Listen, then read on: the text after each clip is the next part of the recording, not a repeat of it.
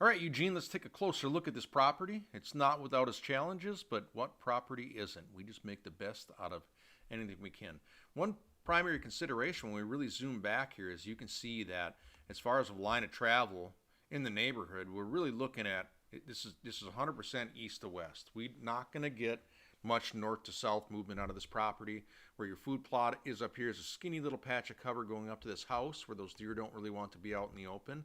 And it is what it is, but that's the line of cover. Right now, the line of cover the deer can use is here, and it's here. And how much our deer use those lines of cover is 100% dependent on what kind of pressure is back here, what kind of pressure is over here. If there's limited pressure here and limited pressure here, and these deer know they can use these two lines of cover to get from east to west, they are going to use them extensively during daylight. If not, it's not the safest place in the world for them to be, so they are not going to use it as much. So, a consideration, if we assume that we can't do much to limit the pressure over here, and we don't have any control over the pressure over here, is to just take that line of movement and make it stronger, make the deer like it more. It looks like we have, I don't know if this is some low ground through here, that's separate from the hay field. I don't know if that's the case or not. But if that is, typically what we'll have growing along the edges of these lower no, there's planted there. Typically what grows along the edges of these lower drainages is reed canary grass. That's primarily the animal that takes over in those areas. And reed canary grass, this time of year, it's standing 4 or 5 feet tall. There's probably pockets of it's up here, pockets of it up here. Wherever we don't plant, a lot of that turns to reed canary grass. And it's 4 or 5 feet tall right now, but it's going to seed, and those plants are getting ready to, they fall over. Heavy rains, wind, especially snow, is going to drag them down. A deer can bed in reed canary grass right now. He can walk through reed canary grass, and you can't see him. You might see the tips of a buck's horns. You're not going to see a doe. Very secure cover right now. Completely different world when all that reed canary grass falls over. So, because we primarily want to have those travel corridors established during the rut, 100% connecting east to west here, we want that, and bed to feed as well. We want to make sure we have that standing cover there as tall as we can have it for as much of the year as we can have it. So, if I go over to here, to your page, we really have the ability to do a lot of things with an open field area like this. And this is just one example just to get us thinking. And I know you can't do it right now because the mother-in-law wants it in production. She wants that hay money. You could potentially tell her you want to lease that part of the acreage from her. You'd be looking at, how big an area is this?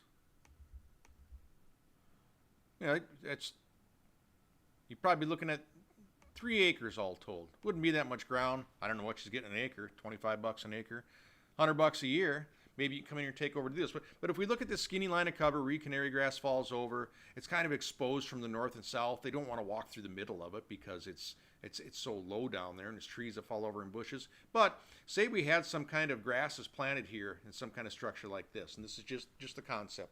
If we did that, if we went 12 foot wide here, 12 foot wide, 12 foot wide, 12 foot wide, let everything in the middle of that grow up into old field, plant the wider 12 foot wide for travel so they don't bed in it. We could have some old field here. It's going to grow up in goldenrod and blackberries and grasses and forbs, clovers, all kinds of stuff. And then you got a food plot in the middle of it. Well, now we'd have a place where September and October, we really have access because we're coming in this road here. North wind, we're hunting this blind. South wind, we're hunting this blind.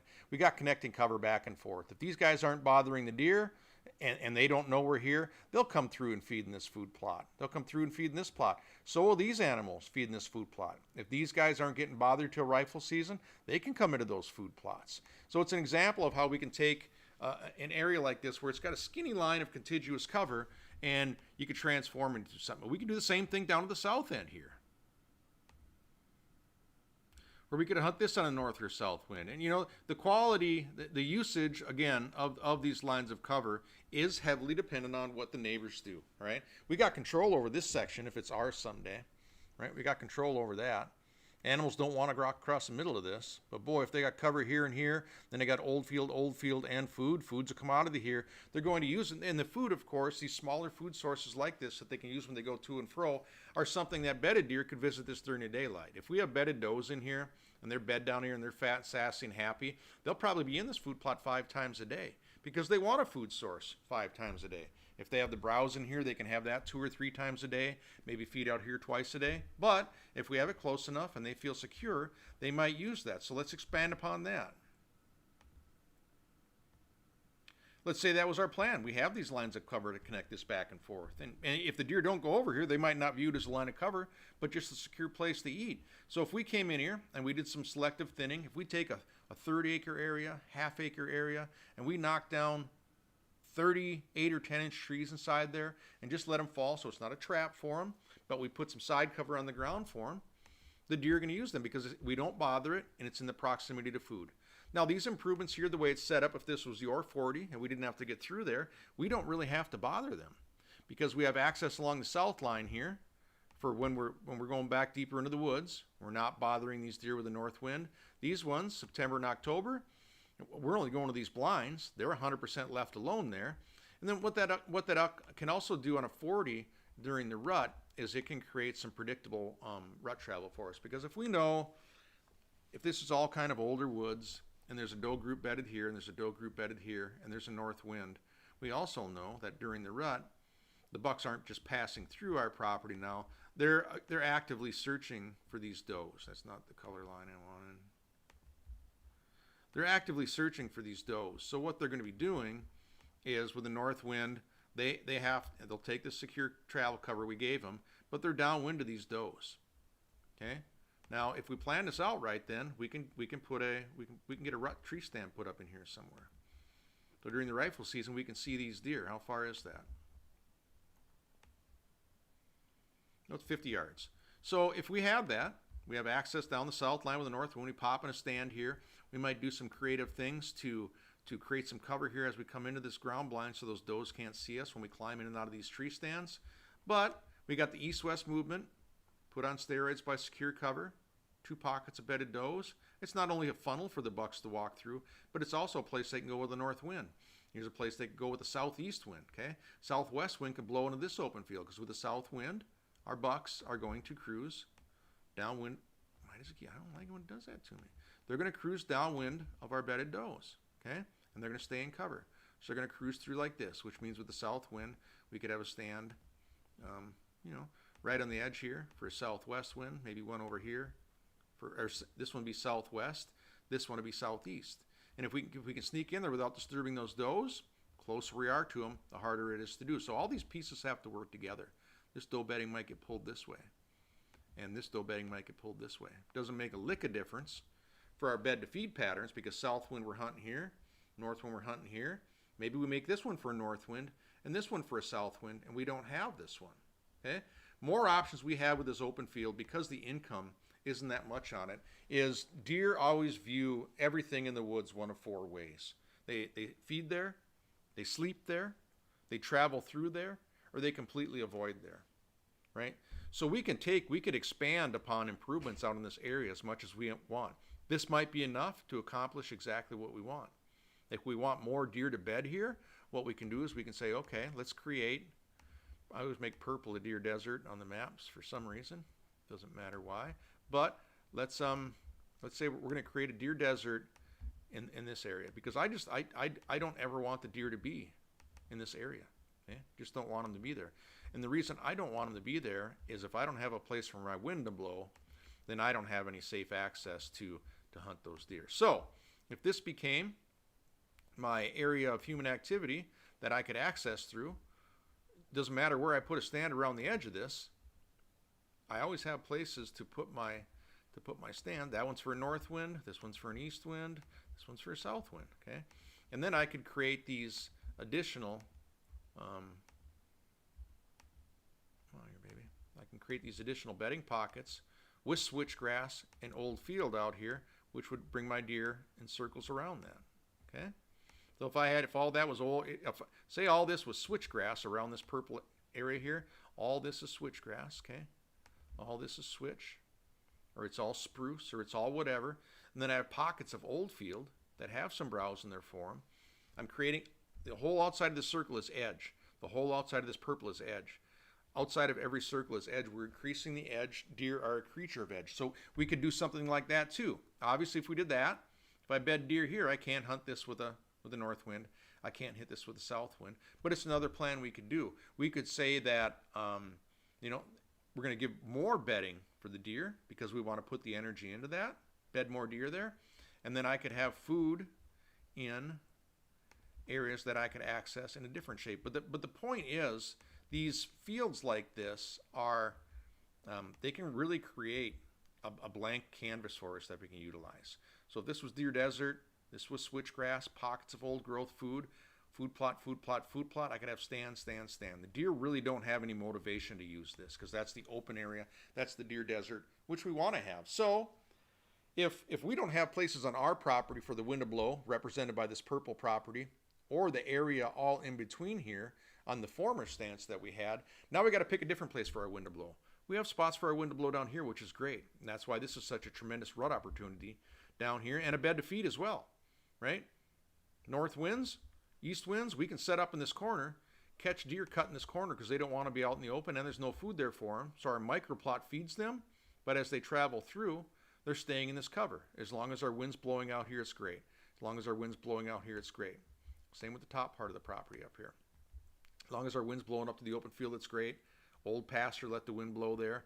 Rut stand, wind blowing to the field, that's great. So we have some of those dead areas that aren't attractive to deer, and we want that. We know the bulk of the deer activity is going to be from lower area of cover through our property into the area with cover. And what we can really do then, it gives us the open slate to really work on this and define how this works. Now, if we back out of all this stuff and we know that the mother-in-law doesn't want us planting anything out here right now because she wants that hay rent, we can still put in a plot here if we want to, and a plot here. If we can't screen it, it's a lot more difficult to hunt, and it's not as attractive to the deer. But the way we can put food in these fields out here is if I take a soil test. Okay, so you got this plot back here in the woods. And if we wanted to add on to this and make this whole corner food up in here, we could easily do that. And the way we would do it is that's not going to be there. We'd take a soil sample from up here. And that's only a 1/4 acre. We can make it as big or as small as we want. But we take a soil sample. We'd add lime. Put this on here. We get lime for the pH. Get that neutral, get that to a 7. It's going to be better than the rest of the field. We can fertilize just with a Trip 19 at 100 to 300 pounds an acre. Okay, and we could add some red clover. We could add some vetch. We could add some white clovers if it's a lower area. Okay, we could put in some, I'm trying to blank, I'm trying to brain fart. Chicory, put some chicory in here. And all these things, all these wonderful forbs are things that a farmer wants to see in his hay. If they lime it and they fertilize it and they add those legumes, the legumes are putting nitrogen into the soil that help the grasses grow to up the yield of that crop. We could take this and stretch it out this way, and we'd be at a over a 1/3 acre plot there, crawling up and a half, over a 1/3. But we could do that in an area like that would make this area, that small, you know, say we have 15 acres of field here. We could take a 1/2 acre of that. We can make that incredibly attractive to the local deer herd. So maybe we got a spot with a little rise in the terrain where we can kind of get in and out of a ground blind back here without the deer seeing us as much. Obviously, if we screen it, that really puts that spot on steroids. But if we can't do that, we can't do that. Not saying that if, like this spot here, if we can get a perennial to grow there, something to grow there, a miscanthus or something similar to that, in place of that reed canary grass, it's not hurting our production, but that grass is going to stay high and dry and give those deer more incentive to travel through these areas. So that's kind of the way we're looking at this whole property. We look at where the deer want to bed, okay, and we know they want to bed here, in these woods, and over here. That's always a first consideration. Where do the deer want to bed? And we want to give that to them as much as we can and still give ourselves a hunting strategy. So if we know the deer are going to bed here, and they're going to bed over here, and we're going to get some limited activity on our property here, Those are areas we stay out of as much as we can in September and October, right? And then the way we capitalize on it is we plant food on the outside of it where we can access. Our access is along the road here. So our food goes in between these bedded deer and these bedded deer. The screens give us the opportunity to access that food so that we can hunt it over and over and over again. Because what they do is if we sweeten the pot on this food plot up here and we're in this ground blind and there's deer feeding in here, we can't leave this blind without those deer busting us. If I bury this blind in a 12-foot screen of grasses, these deer can be feeding in here. When I come out in the afternoon, I jump in the blind, they don't know it. When I want to go home, they don't know it. Same with all the screen food plot locations, okay? So the grasses that stay up during October, November, December are going to increase deer traffic through these funnels. The food is going to be utilized way, way more if it's screened like this one is here than this one is not, because they're safe in here. No, every car that drives by, nobody can see them in this food plot because it's screened, okay? Cars that drive by here might be able to see these deer in these food plot because it's not screened. And wherever we put a food plot here, we want to do as much as we can to screen it from the vehicle's eyes, because then they won't stop and look at the deer and scare them back in the woods. Again, deer bed here, those bucks want to find a way to travel through there during the rut. And they'll travel through and hit this feed too, September and October. But I know we can't do some of those improvements right away. This is just kind of what we were talking about, things to watch for, things we might be able to do. Like I said, you might be able to lease this land and make this happen for $75 an acre and do it very, very, very economically. It might be reality, and you might not. And then long term, if you do get this land, we're going to find places to improve this bedding in here that still allow us to access the feed here if you want to hunt it. No matter what we want to hunt, if we want to hunt this food plot, or this food plot, we never want to improve beddings that the deer watch us walk in and out of those food plots, because then they're going to run away and we can't get to them. So we have to coordinate that bedding around that deer, around where they want to be. And then we also want to do it in a matter, 2 bumps like this, north wind, bucks are going to cruise downwind, bucks are going to cruise southwind. What we have is all of our things we're improving are working together. We know where the bedding is, right? We know our access is. Our feed has to be so we don't walk through the bedding to get to the feed. If we have to park on the road here and walk through our bedded deer to get to this food plot, this bedding area is worthless. It's a bad place to make improvement. If we're hunting out here, or we're coming around from the top or coming around from the bottom, I can bed deer here. I can bed deer here. That's a wonderful improvement. Half-acre area, knock down 30 8 to 10 inch trees, let them fall outward, make sure they're not trapped inside there. The deer are going to use it more. Put our rut stands outside of that, where we know the bucks are going to cruise during the rut. We know if they're here with the south wind, they're going to cruise on the north side of it, and we're outside there waiting for them. Same with the south side. So we have all of our seasons working together. We're leaving the bedded deer alone, accessing where we don't walk through those bedded deer. But your open field opportunities where you can create improvements here with not a lot of money and not a lot of work. That will work. That will work. They'll be much more effective if these deer are unbothered and these deer are unbothered and everybody's on their feet walking back and forth, which it sounds like might be the case during the bow season. But if they're getting pressure here during the bow season, they're not going to use it as much. But screen plots on these lines of cover are the ultimate way to hunt this with dead zones where the wind is blowing, right? If we can't do that, then we have options to just improve this field for now, and it'll work. It'll work. The deer will use it. They'll use it more. Hard for us to get in and out of there without them knowing it. So, and again, these bedding areas, again, the order of operations, when you kind of look at this, since we're not doing a lot of work out of the gates anyhow, is where do you want to bed? Okay? Big circle, big circle. When we know they want to bed, then we got our access here. We can approach any of this food without walking through that bedding. And that's great. Okay? We can improve bedding in here on the piece we're hunting, as long as our brother's not blowing it up and we're not walking through there to get to the food, which sets up that rut travel for us that we can take advantage of. And as long as we hunt all this with the right wind, it's a cumulative thing. Year after year, the deer will use us more and more, and they will be happier and happier with us and spend more time on this property. So hope this helps you out. If you got more questions, get a hold of Sean or I. We'll see if we can get them answered for you. But that's how I would approach this property, knowing how it lays out east to west lie. We do what we can to hunt like a ghost, and these are the things that can help us accomplish that, and hopefully see how all these things work together to make it a good, solid working plan.